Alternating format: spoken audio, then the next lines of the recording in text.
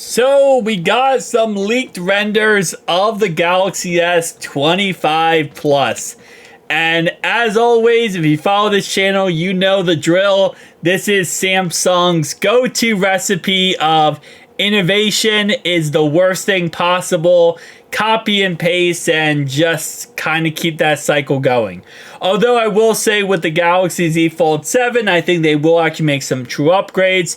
But just like the Z Fold 6, they said it's going to be a boxy type design, and that's pretty much it. And that's pretty much all this is. It says boring for a reason, because this is boring. This is a very simplistic render here of a new, and again, I put air quotes around new phone here, because the design, it looks exactly like last year with a Z Fold 6S type upgrade. And maybe we'll see a huge upgrade with the Galaxy 26 lineup, potentially. But here's the thing about this and why I don't think we're really ever going to see much of a difference. And the reason why is because I think Samsung really does like this design. And I think for the most part, this design sells.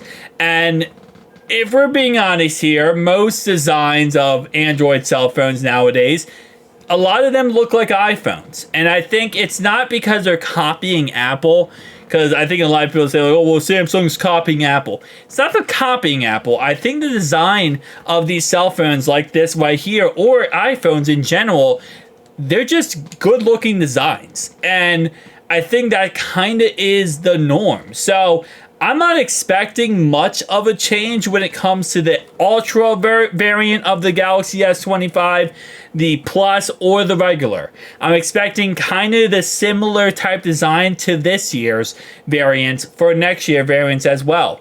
And again, maybe the 26 lineup will change something, but probably not. Most of it's just going to be under the hood type of stuff. Better processing unit, maybe more gigabytes of RAM, better camera modules.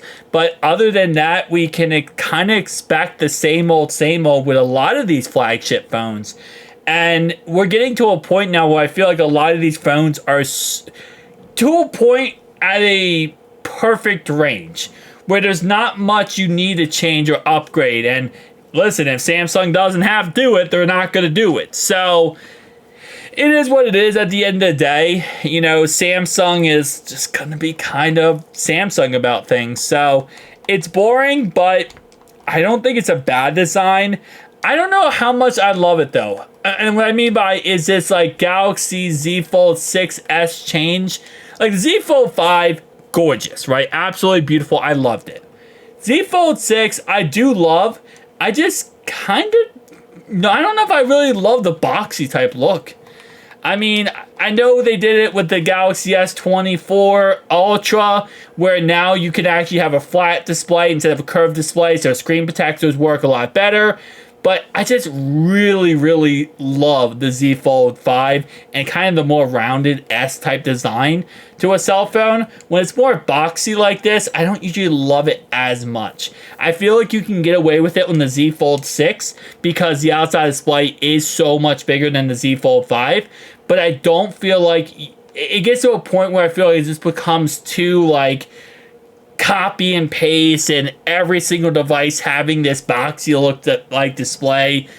I don't know. I don't really love it as much. I do kind of like the more rounded edges. But again, that's just my personal opinion. I know a lot of people disagree with that because a lot of people say that, hey, I like screen protectors on my devices and I can't use a screen protector on my not my Z Fold, but my Galaxy S23 Ultra. So it's personal preference, for me. Tell me down below your thoughts and opinions, though. I'll see you guys next one.